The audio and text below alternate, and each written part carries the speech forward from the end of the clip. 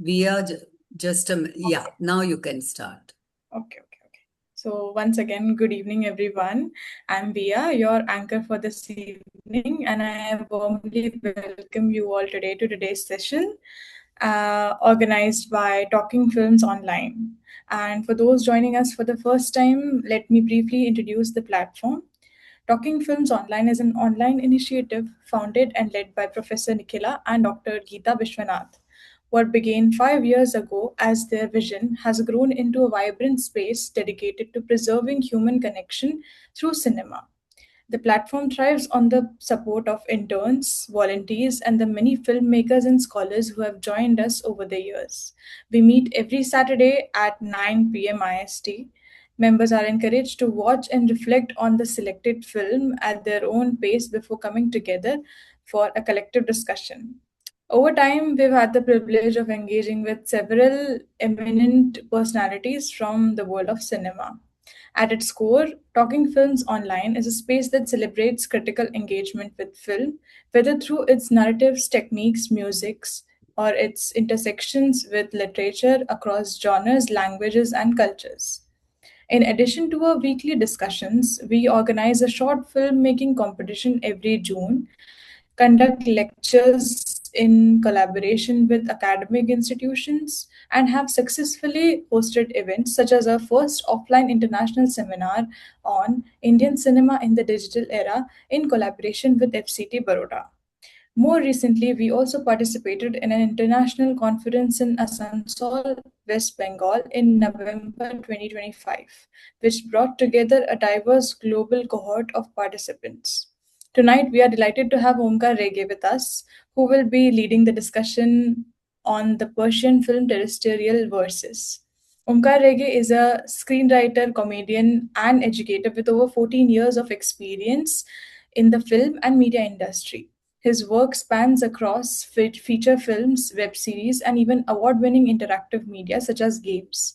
His projects have been recognized on platforms like the SWA Pitch Fest. Before transitioning fully into writing, he worked as a film journalist and he also served as the head of writing for Shasan Azadi. With a deep understanding of the industry and a storyteller's instinct, he brings both critical insight and creative perspective to discussions on cinema. With that, I invite you to begin the session, sir. Okay, thank you for the lovely introduction. I had been, I was invited to do this, I think a couple of times before this, but we couldn't make time for it. Even now, I had like given this date and I had forgotten about it almost. But thanks, Geeta ma'am, for reminding me. I had just moved houses a few days ago, so it's all been a little chaotic. But anyway, this film, directed by Ali Reza Khatami and Ali Asgari, is something I saw at a film festival in 2023, and it left a lasting impact. I have a bias against anthology films. I think uh, I don't really enjoy them because they don't give you the kind of uh, time to spend with the characters that usual feature films that have a solitary narrative do. But having said that, there are some of these anthology films that have left a big mark on me and that have shaped my political thought and led me to reading material and viewing material. One of them is The Tales from the Golden Age, which is a Romanian film set in the times of Ceausescu's regime. Then there was this film about the Arab Spring that released, I think, in 2012. It was called 18 Days, which is about the 18 days of the Tahrir Square revolution that happened, and just small snippets of life in Egypt at that time. And similarly, Terrestrial Versus for me is that film about Iran, because I think as cinephiles and film students and just people interested in world cinema, Iran holds like a soft corner in everyone's heart. We've loved those stories by Kiarostami and Majid Majidi and Asghar Farhadi and Jafar Panahi, who can forget him? Uh, Primarily because of their uh, children protagonists and those lovely eyes and telling the absolute truths through really small seemingly small stories of someone just needing to win shoes by coming second in the race, or a kid trying to return his friend's notebook across the mountain. But there is a reason why that cinema is the way it is, and censorship has a lot to do with that. Uh, we all know the history of Iran. I will not spend time talking about the 79 revolution and what changed and what not, and there are better people to do that. But it has shaped cinema in a certain way, and over the years, as audiences have gotten used to seeing a certain kind of cinema. Yes, there is innovation in the narrative techniques. Yes, there is innovation in the production techniques. Yes, there is always a new challenge in terms of censorship to sidestep and make films, which we've seen through especially the life and work of Jafar Panahi, and the kind of left turn he had to take after the filmmaking ban and house arrest, which led to then This Is Not a Film and Closed Curtains, Taxi, Three Faces, No Bears, and now finally It Was Just an Accident. But there is something still common about all these films leading up to this critical mass that is modern and contemporary Iranian cinema in the past 3-4 years. And Terrestrial versus is a major component in that shift, as it were. So, again, I will briefly just define what I think the new wave Iranian cinema is. It is shooting in the within the constraints of the censorship of the regime. It is not directly speaking about socio-political stuff. It is about depicting women a certain way. It is about depicting relationships a certain way. And within the confines of these very narrow parameters, producing films that have shaped global standards, as it were. But one thing that I see that is common in all of these films is there is a little bit of disillusionment and a little bit of lack of hope that this is what our lives look like, and this is how we cope with it. The struggle is largely internal. The power is largely invisible, and you feel the weight of it, but no one really addresses it directly in their narrative. The characters don't talk about uh, police brutality. They will not talk about the restrictions. They will not talk about the corruption. They will not talk about any of the issues that they are facing directly, even if it's fundamental issues like water as a resource not being available. They don't talk about it directly. But something for me changes, and before we talk about that change, I will go deeper into what I like about this film. So first of all, it's a very unusual film because it combines a lot of just performance theater. It's a lot of minimal production because what you saw over the 75 minutes were primarily just 9 shots, including the sunrise and the eventual. You saw one camera movement towards the end when the camera just pulls into the window and you see the earthquake. But apart from that, the camera is just stationary. Most of the frames are just one person in frame, maybe a reference of another person who's talking off screen. Uh, if you break it down piece by piece, the first shot is just the noises of a city that is waking up. You see Tehran and a sunrise over it, and you see that there's something messy about it. It's just the noise of a city, just that kind of escalates until there's a first blackout, and then you just start to see one after the other silhouettes of these people's lives over one day in Tehran. Uh, each of them in a similar position in a different place. Right from the first story, which is called David, which is a father trying to get his son's name registered, to the last story about a woman trying to locate her lost dog. And in between those, there are several stories which kind of depict an entire life lived in Iran.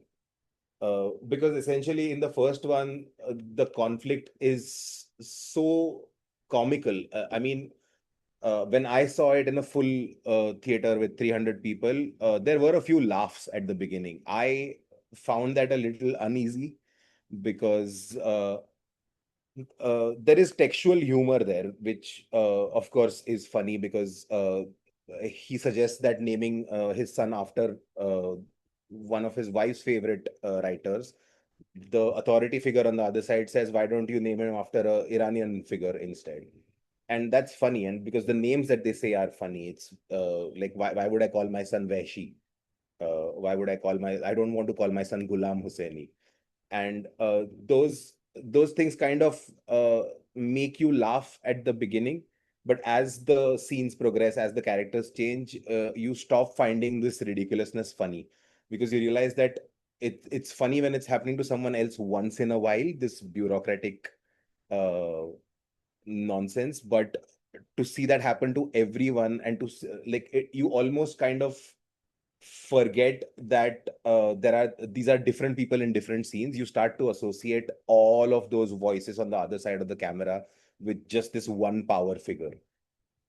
And that's what the film is really trying to do. It's trying to say that the other side of the chair is, it's not a person, it's just a chair, which is why you don't see them. It doesn't matter who the person on the other side is, whether they are an officer in the name, like birth certificate department or whatever that is, or a school teacher who's in charge of correcting students' behavior, or a person who's interviewing you for a job, or a traffic police officer, or someone who's handing out licenses, or the minister of culture who's going to approve your script. They are all the same person for this film, and that's something that builds over time. I like the subtlety of how there are two people absent in the first vignette, which is that the child that is being named is also absent. And that's the beginning of your life, right? You're born into a place you had no control over, and you are being named by a person who's your father. Again, you have no control over what they name you, but turns out they have no control either. So there's you're born into censorship almost, and then from there you go into the next one, which is about a schoolgirl who's caught going out to a garden with her boyfriend, uh, allegedly. uh, and then you go on to this girl who has to buy a school uniform, which completely erases her identity of this nice, jolly little girl who wants to dance wearing headphones and a Mickey Mouse t-shirt. And that Mickey Mouse t-shirt then comes back in the adulthood, when this guy who is seeking a driver's license has to go through the humiliating ritual of taking off his clothes just to reveal all his tattoos, and why he got them, what they mean, and whether it is okay to get tattoos that way. Similarly, there are gender issues presented every time there's a woman on screen. There are three women protagonists, including excluding the girl child Selena. But there's one there where the private enterprise owner is clearly uh, a predator trying to recruit women just so that he can then like use that power against them. And the girl who's driving a cab also becomes this symbol of both an independent woman and who's still dependent on certain ways in which women are supposed to behave.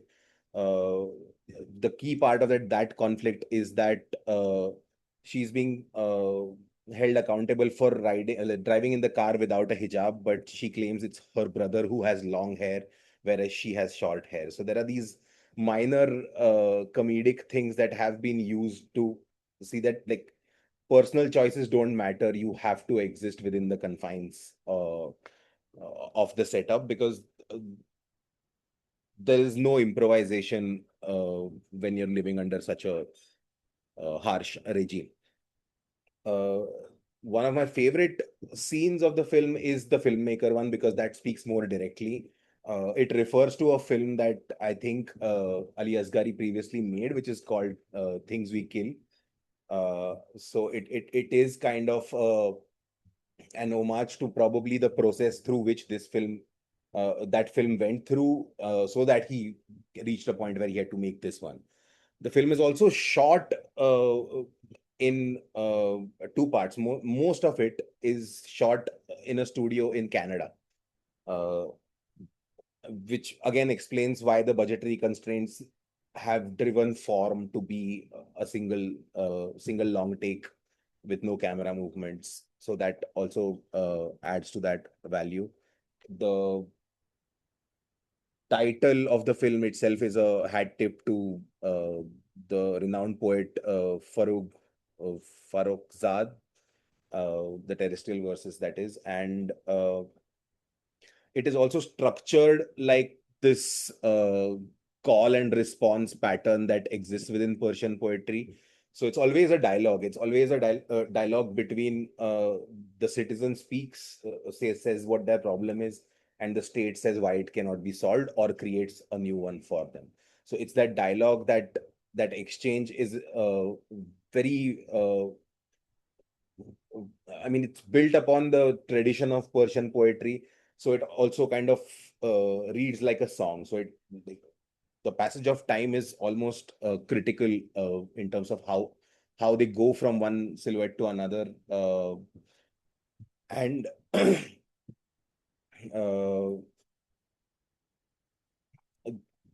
the the major element is the argumentation within all of these, right? Like, so first, uh, how many of those problems are actually problems state should be dealing with, is the first question. Why should the state get involved in how a child gets named? Why should they have a say in it? It's a registration bureau, which is an argument we get to make here as well. If we always refer to the certification board as the censor board, it's the central board of film certification. Where is the word censorship? It is supposed to look at an audiovisual material and decide which of the 4 or 5 categories that they have that it fits in, that whether it's good for universal dissemination, should it require parental guidance, is it only for adults, uh, or is it only for restricted sections, which is like there are some surgery videos that you will only want doctors to see, and so on. So apart from that, this board should not have any say in what is okay, what is not okay, what color a bikini should be, and so on. So, but that exists, and uh, that is one of the key functions of dialogue in this, that it kind of lays flat the illogical rigidity that exists within this system. Uh, because most of the time the argument gets flipped upon the person in the position of power, at which point they just shift the goalpost to something else. If you say that you asked me for my poet's name, I did not never said Ghulam Hussaini, then like I never asked for anything. Similarly, when the filmmaker eventually gets rid of all the things with the father and the mother, like, now is it okay? He says actually the policeman's character has been depicted poorly. Similarly, with the working class man who's trying to get a job, he's a street vendor, and he's made to perform a ritual, like mimic a ritual before going to say his prayers.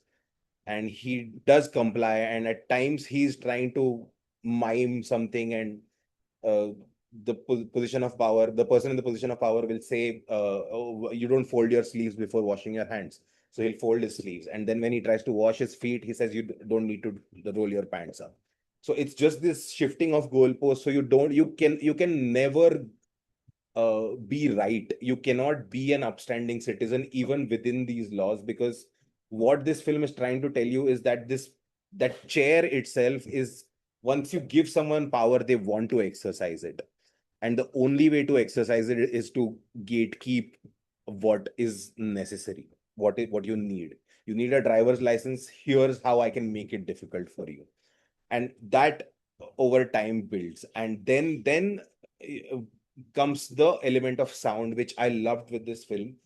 uh, Even at the beginning of the film, it starts with this wide shot of the entire city of Tehran, And there are these murmurs, there are these loud thuds, uh, just like giving you a glimpse into what is about to come throughout the film. There are maybe 7 or 8 instances of uh, like suggestions of maybe there is an earthquake happening.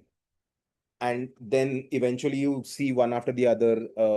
I think the biggest noise, which is the most discernible one, comes during that segment where the guy is made to read the who's made to do the rituals for the prayer.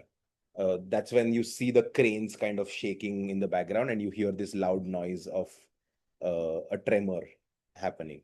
So that sound is kind of leading up towards the end, where eventually in the last scene you see this really old man who and there's a reason they've shown him that way, right? It's this frail old man who can really not do any damage.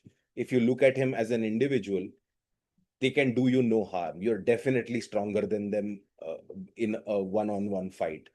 But in front of them, you see all these objects that have been referred to in the film. There's a glass of juice, there are red colored pens, which we all know what they mean.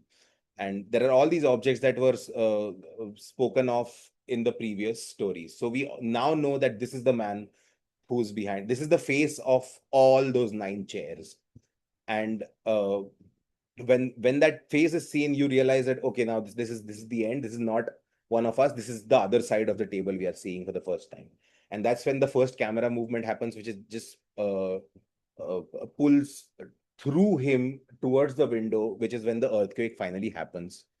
And that is for me a change in the way Iranians are talking about politics now, which for me the of course the critical event here is the Masa Amini.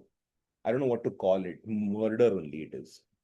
But yeah, when once that happens, I think that uh, final straw of uh, compliance breaks within the people, as it were, because what it happens, you see that so far the contract between the state and the people has been that as long as we comply, we don't get killed, right?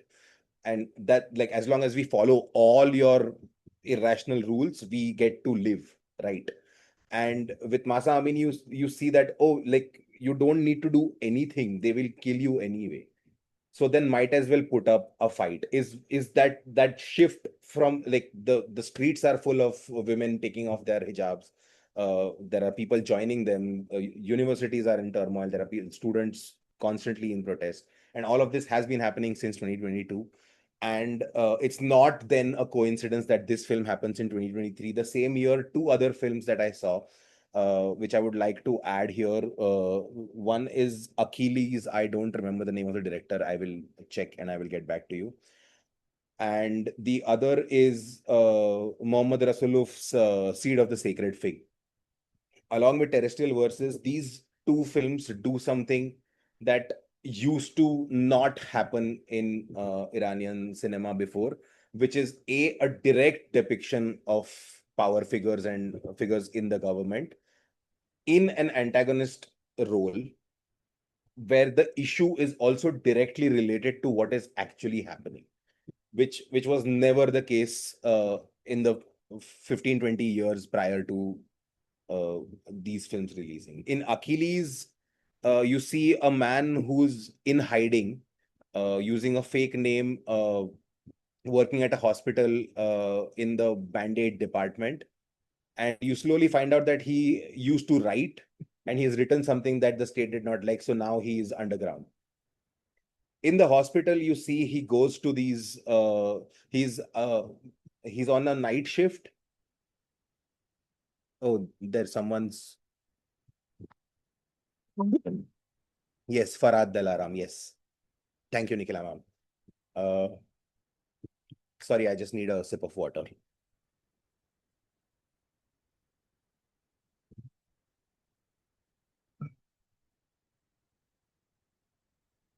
Right. So he's on a night shift in a hospital where he gets called into the women's psych ward. where he finds a woman who has broken her arm trying to hit it on a wall.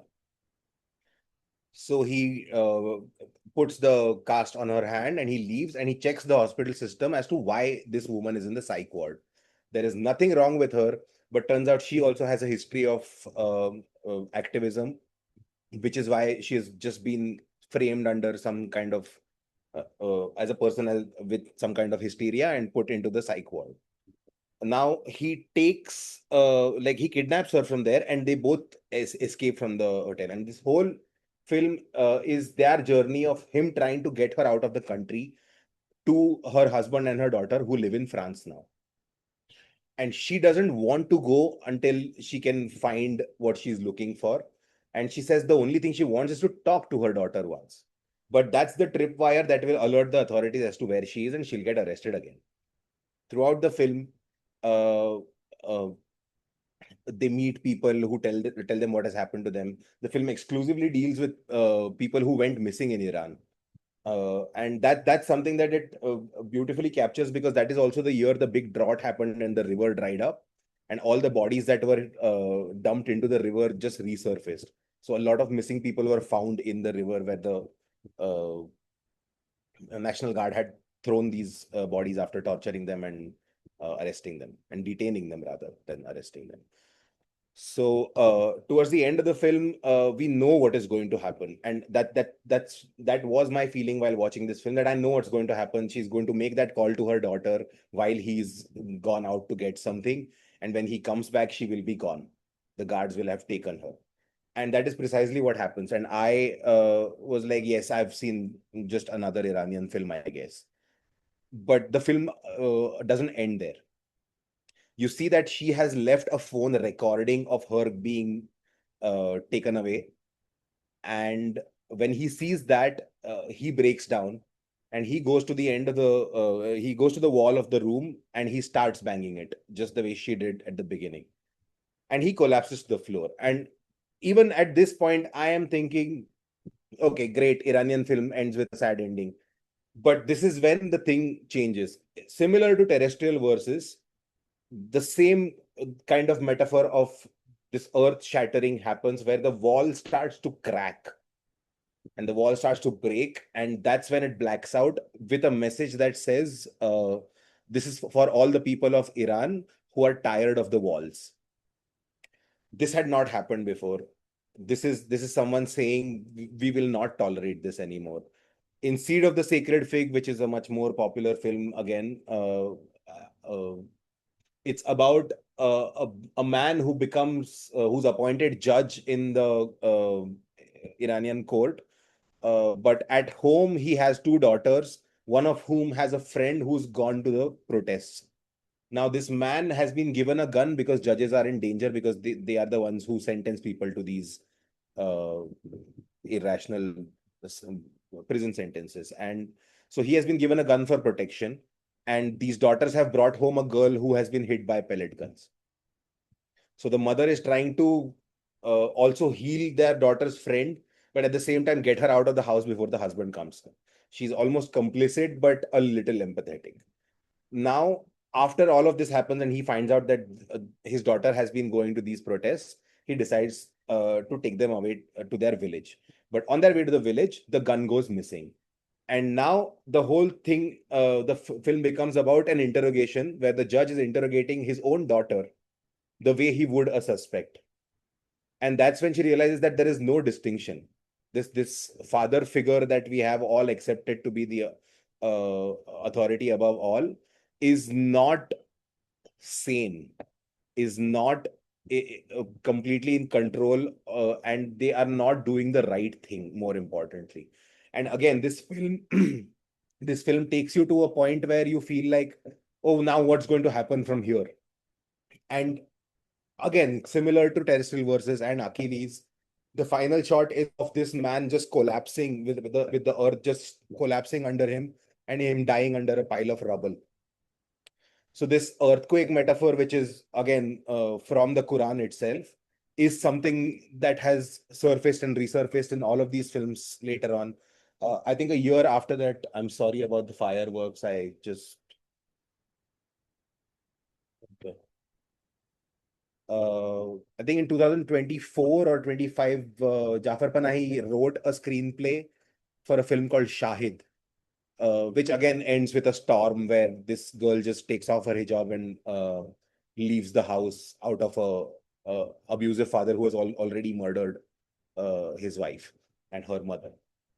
So they are more directly addressing these power figures, and there's a commonality between how the ending has this natural disaster, almost as if saying that like this power center is so dirty that that nature will conspire against it one day.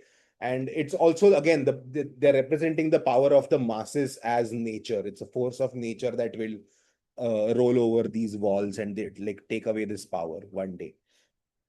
And that's some this film Terrestrial Versus for me was the beginning of that journey.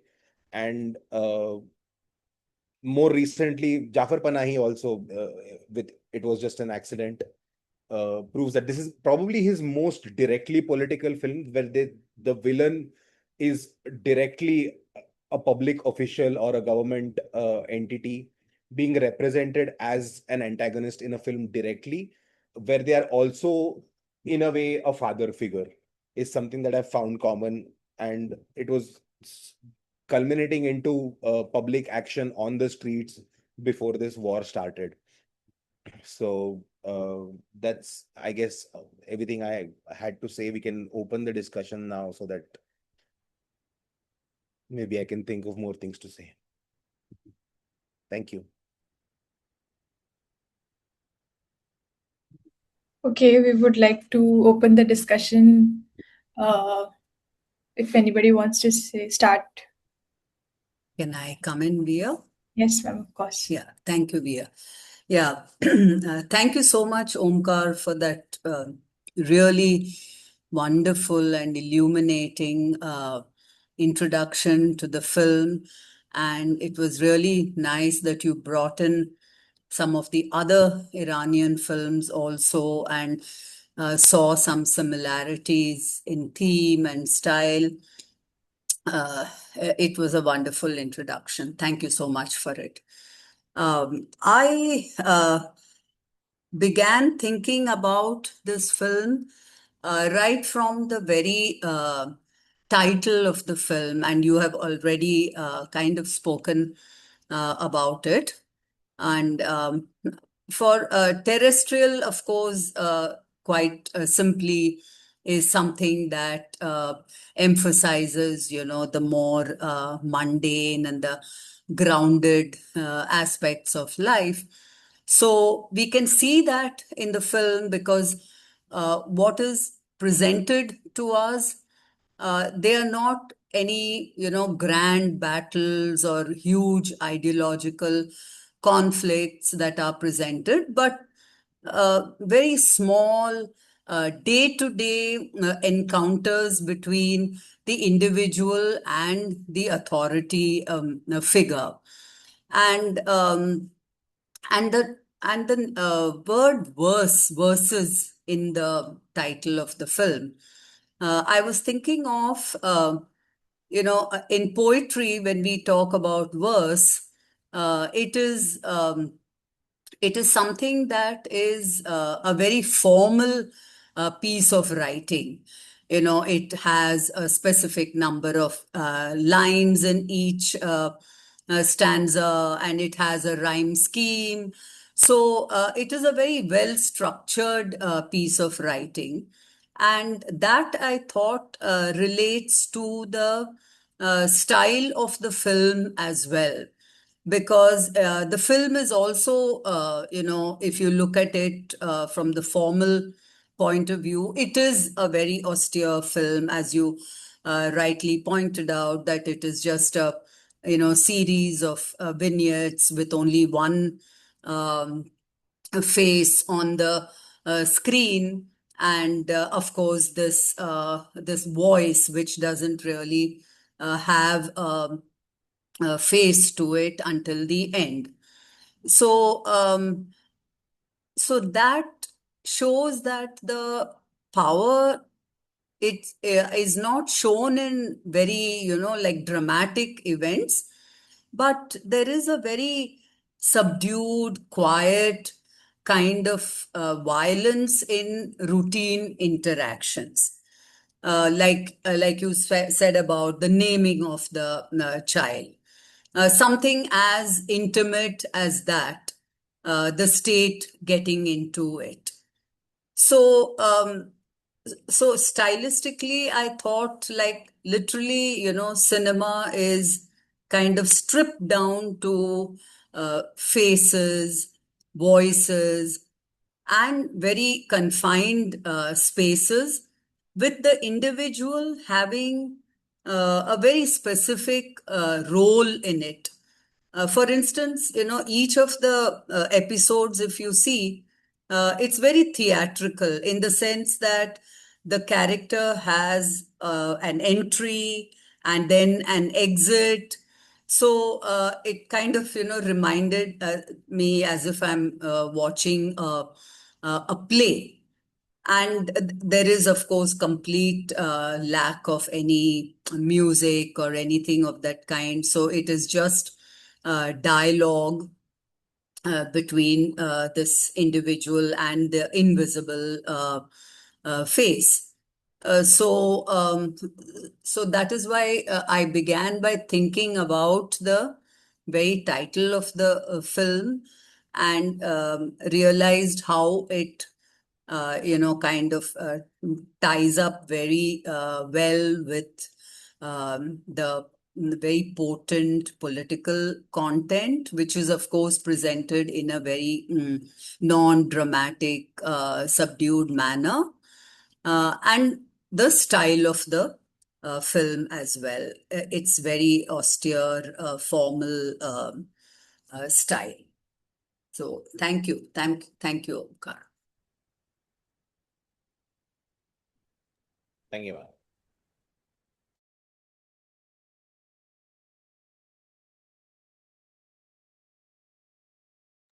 So if anybody else would like to share their thoughts. Omkar, thanks for the film suggestion. I watched it this afternoon, and the watching itself, there was a certain predictability to, the pattern. It's like more or less the same frontal, protagonist in each episode, who is up against an authority, who is not visible but is palpable through the sound, the audio. So it's like episode after episode, one encounters the same kind of pattern. I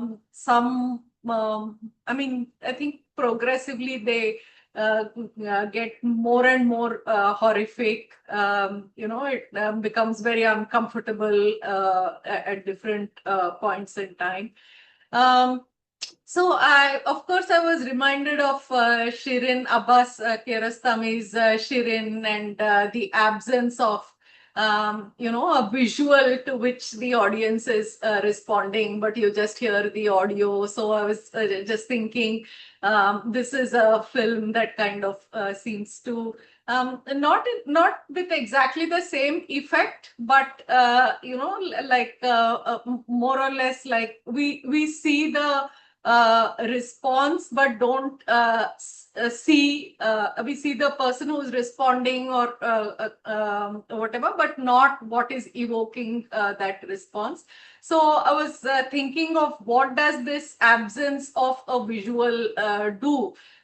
Is it that it's nameless and insignificant? I mean, everyone in that position just behaves the same way. So it really makes no difference. Just the arguments are the kind of that's what varies, but more or less everyone is behaving in the same way. So they're just anonymous, nameless, faceless enforcers of authority simply because they can. not that there is a logic to it or a rationale, but simply because. So through each encounter, I thought, I would like to see it as a kind of encounter with a kind of inhuman bureaucracy and a kind of power which would like to as they say, infiltrate into the very pores, so that the difference between public and private at every instance, in fact, that is what is getting erased. And in fact, the girl, says, I think one of them says, but this is private. But so what is the question? So what is private? So this complete evacuation of the private space. I think it is in the car episode. So where she says, but a car is a private space. And so this complete evacuation of, any notion of privacy and individualism. I think that is what one sees in each of these episodes time and time again. And this is just thinking aloud. A film in this, a film like this in today's context. I was just wondering. As I said, I would rather not look at it simply as a film on censorship in Iran or whatever.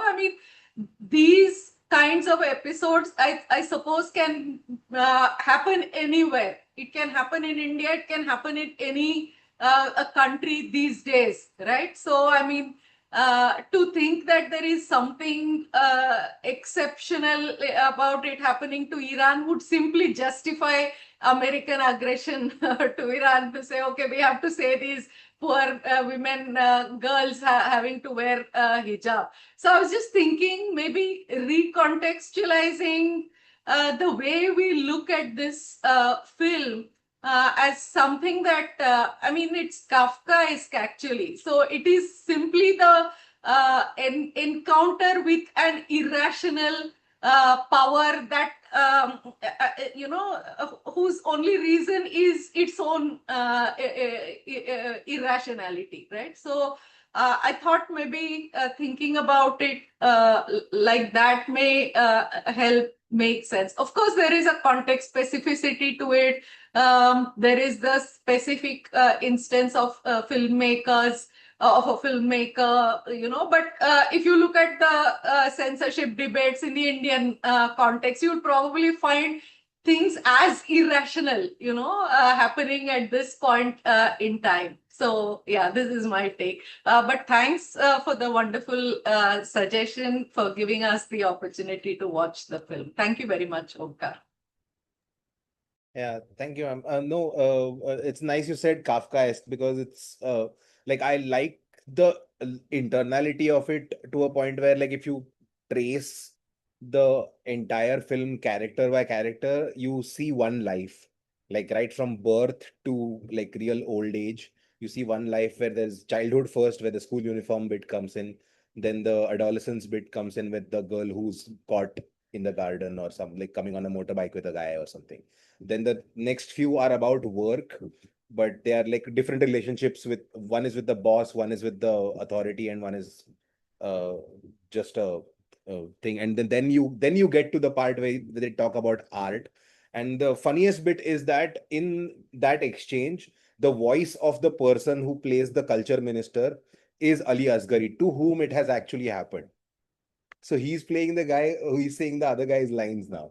And then, of course, there is old age. And what is important to think here, which is right, that this is not just in the Iranian context and it applies everywhere, is because it's very individualistic that way, that it doesn't show you any of those people who are on the other side, simply because they're not different, simply because they are us, just they are on the other side. And the moment we go on the other side, we also start to behave that way, which is when that old man eventually shows up. You see that there is no axis break, there is no change in the way the camera has been framed. They are sitting there just like we are sitting here.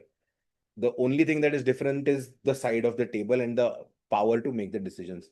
So that's what, like, and that's what that earthquake says, that like I am going to die because I was born, I did all of this, and you did all of this also from the other side. You also had to go through it, and by the end we will both die. When this earth shatters, we will both die, and we will then have to answer for what we did. Is that is the poetic bit of it. I don't know if we get to answer for anything or no, but it's the same guy. Like if the shoe was on the other foot, that girl would have been doing this. If she's the class monitor, she is exercising her power on her classmates the same way. So it's just that, like, the minutest power, like we all know, we've all dealt with building secretaries, right? Like it's like get one cupboard to your own house which you've paid for in your own tempo, and see how many loops you have to go through. So we know how people, like that's the same guy who invites you to a party or a festival or something, and he's the nicest guy. But when it comes to one single thing where you have to like turn off the water supply of the building for 5 minutes, and he'll be the worst person you have to deal with that day. So it's just that the clipboard is enough power. You don't need to own an army. That's something that I take from this. If you have to take away the Iranian context from it a little while, that's the universality of it, that we all go through this. That's just how it is.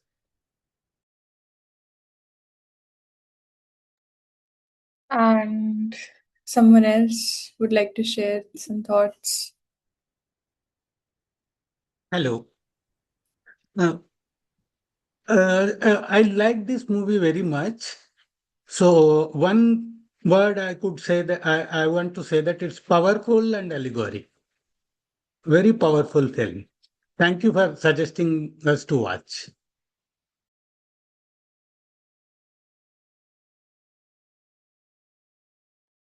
And anybody else?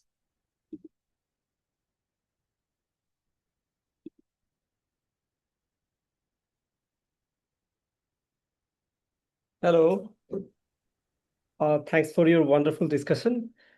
Here, I don't have a particular question, but I have an observation to this particular film. What really strikes me, that is that idea of spectatorship, how it is challenged. In our usual film, we see that there is a like camera to like cut, match cut from each direction to another. In here, the perspective of the spectatorship, how it is directly challenged to us, like it is directly asking to whom, because the other person is not there. It is to us or to the society, how the way we relate to this, like it is asking us the way we perceive reality directly to the like to the spectator. So this film engages in a very different way actually, like through its in like its intervention into the spectatorship especially, I think, and the way it is trying to unfold the reality. That is, I think, the biggest part it plays through the spectatorship actually. Otherwise, if the other person was there, like whom he is describing to, or the every character, then it would have been a totally different way to tell the story. But in here, always the other person is missing, so it is always the non-diegetic sounds, non-diegetic voices are always present over there, and that creates the highest impact, the strongest impact in that sense. So that's what's my observation, and I felt that it's a new way to addressing the society and the larger mass, in a way the spectator that is present, those who are viewing the film, and it has really achieved its impact it wanted to say, the way we construct the reality. And we can remember the film of Kurosawa's Rashomon, where the three different kind of narrative was telling, like a same incident was telling from three different narratives. That is another way to interpreting the reality. Here it is also telling the reality from different, not perspective, but different accounts, but here it is challenged through the perspective, like the spectatorship. That how I think that is quite mesmerizing. And that's it. Thank you. No, that's a great point. But like in terms of the spectator's role, I forgot to mention this, but it's like the way the camera is positioned. In some cases, you are literally looking through a mirror at someone looking at a mirror with the girl who's dancing. You're in the mirror. But in most cases, you are a fly on the wall in that room. in most cases you are like if you're in a shop, you're standing next to the person who's the shopkeeper. If you're in the office, you're standing next to it's you're in that assistant to the position of power kind of a role, where you're just standing there. You know that that person's work is not going to get done. You have nothing to say because your boss is sitting and talking to them. That's the position it puts you in. I want to recommend a film here. There's a fantastic documentary called A Rifle and a Bag, which was made by a very good friend of mine, Arya Rothe. The film premiered in Rotterdam in 2020, if I'm not wrong. But that film is the primary protagonist of the film is a former Naxalite who has now been reintegrated and has a child who she wants to admit to a government school.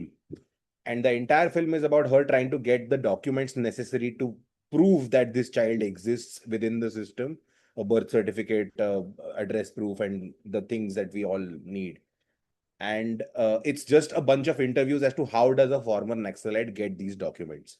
And that's what she does in the film, where you only see the Somi, her name is the primary character, and her husband, sometimes with the kid, sitting in a government office where the camera is just next to the person who they are meeting. And you always see the helplessness, you always see the hope that maybe today I will get what I need. And then you're sent to the next window and to the next window and to the next window. So that film is why I felt like I was in a similar role in this one as well, where I'm present in the office as a spectator with no power and no ability to which is the spectator's role. That is, you have no power to intervene or cause any change. But that helplessness is also not just imposed on you, but that is your role. Your role is to not intervene, almost. So that's something that I thought. But yeah, that's a great point about the spectatorship. Yes. Thank you. Well, just would like to add one, like as you have mentioned, so I would just like to say one thing in here, that as we know from the spectator theory, like it's Comolli and Narboni and others, those who talked about from Althusser and discussed about that how the spectatorship's idea is also like it is always it is also ideologically loaded actually in some ways, always, even it is a darkened through this darkened hall particular continue to editing and through this, but this particular actually is breaking the third wall sometimes, and also it is not really like making us stable in our vision. It's much more sometimes fragmented visions, and sometimes it's just challenging the way it is projecting. So yeah, that my point comes from, that is it is ideologically challenging also in some cases. So like yeah, you're like, yeah, thank you. Anybody else would like to join the discussion with us?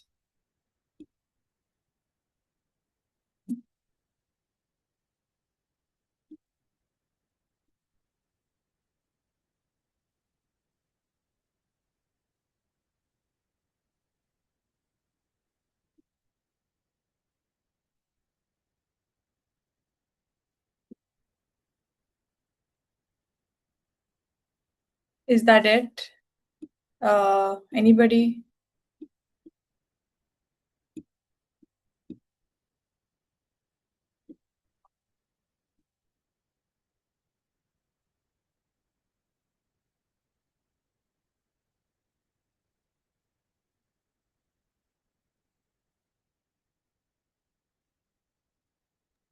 Tarakeshwar may speak, Via. Mr. Sanjay Kumar or Mr. Tarakweshwar.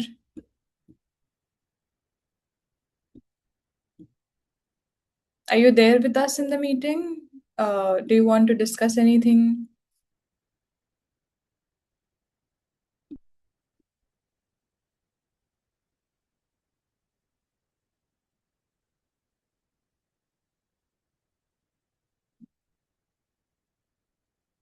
Okay, if there's nobody wanting to discuss anything further, we would like to end it then. Thank you, sir, for being with us, for discussing the movie. It was very insightful, and it was very nice to have you here today. Thank you so much. Thank you so much for having me. Thank you, Omkar. Thank you very much. Good Ananya, night. Ananya, Good night. Ananya wants to say something. yeah, it looks like Ananya had something to say. Yeah, she wanted to say something. Yes, so I just had a question. If that's okay, I'll just quickly deliver. Okay, so my question, sir, to you. Thank you so very much for joining us, sir.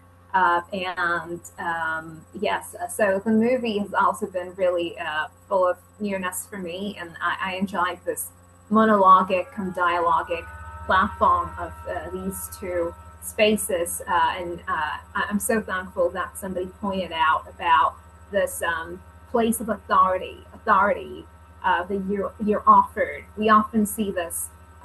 We often see this from the position of the person, of the victim, the people who are going through the rigor and the corruption, those who are victims.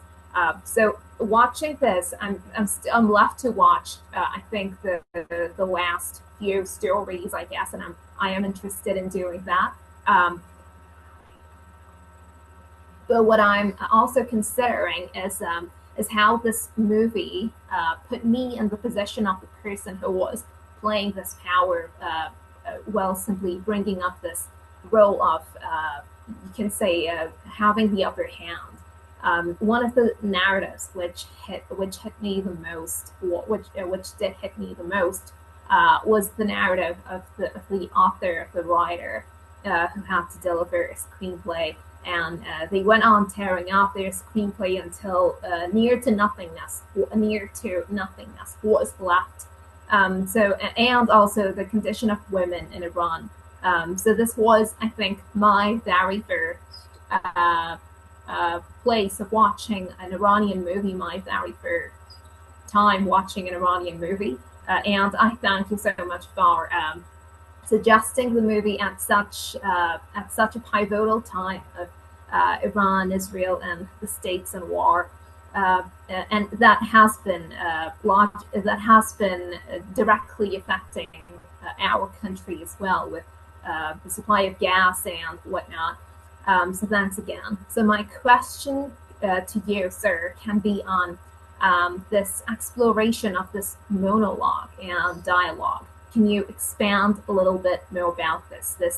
The way the directors have used the practice of dialogue and monologue. What I found really interesting in this movie was this interplay of a monologue. This is true that we hear two people speak, which invites a dialogue, but then we only see a single person. So in a way, if we given we place ourselves in the place of the people who are in power, we can only consider that to be as if a monologue. So what do you have to say on this creative element of monologues and dialogues? That's a fantastic question, actually, because I think anyone who has ever had to deal with bureaucracy uh, does it twice, once in their head and then once again when it actually happens. So like, let's say you have a visa appointment. On your way there, you're thinking, they will ask me this, then I will say this. They will ask me this, then I will say this. And if they ask me this, I have this, and this as an option to answer so that I don't get into trouble. Because the fundamental exchange is that you are not dealing with a person. You are the one who wants something, and they are getting paid nonetheless, irrespective of who the person in front of them is asking for that thing. So it's fundamentally a skewed exchange, right? So that it is a monologue which is re-rehearsed and re-rehearsed by that person is always being replayed for them. What do you want? I want to name my child David, and you will help me do that now, right? What can I say for you to then let me do what I want to do with my child's name? What should I say to you for you to stop asking me questions about why I should be able to drive a car? What should I say to you? What page can I tear off from this so that we stop talking and I get to make my film? That's the baseline, right? Like, I get to do what I want to do and I don't have to deal with you anymore. That is the entire exchange. And I think some of it also comes from, like, in a position of power, if you put yourself there, it's that I know this person will stop talking to me if I just give them what I want. Then I won't have any value in their life. So I will create some value for myself by asking these 4 or 5 questions, which will feel like without me, they will not get what they want. And that is where the dialogue comes in, and which is why the other person is scared, saying, what is this next curveball that will come at me? Like, uh I think the first scene in an ideal world where everyone is nice to each other goes this way, is that I want to name my son David. What should I do? He's like, fill this form, and how do you spell David? Right? That's the end of the discussion. The next scene in an ideal world is this girl is called for saying, did you come on school with on a bike with a guy? She says no. And I think before saying no, she should get to say none of your business also. But that's not how this works. We understand these power structures, and we, on the other side, also willingly participate in them, because for the very reason that I know that we never get to go to this person as a group. We will all go to the principal when we are called there. We don't go there as a class saying, hey, stop behaving this way.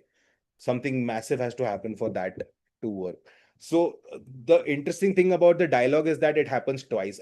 I'll take the filmmaker's scene example primarily because I've been through that a lot of times, not in such severe cases, but having to change professions of people, having to change a certain line, having to not do a certain joke in a script. We have all had this, and this is not coming from authority figures. These are your standards and practices lawyers telling you not to do it, because you will eventually get into trouble.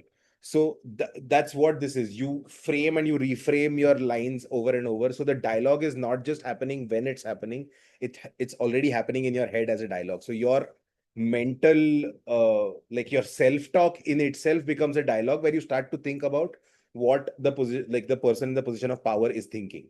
How would I do this? Which is how we know them, because we know that if we were there, we would also be this mean. So it is a dialogue. At no point is it a monologue. You're also like wrestling with your own dualities of what it means to be in power and what it means not to be in power, and how to navigate this situation. Thank you so much. This was indeed a new perspective that I gained. Thank you so much for expanding on that. So with that, we'll end the session now. Thank you, sir, for that insightful conversation tonight. Thank you so much. Thank you so much. Good night, everyone. Thank you very much, Omkar. Thank you so much. Good night. Thank you. Good night.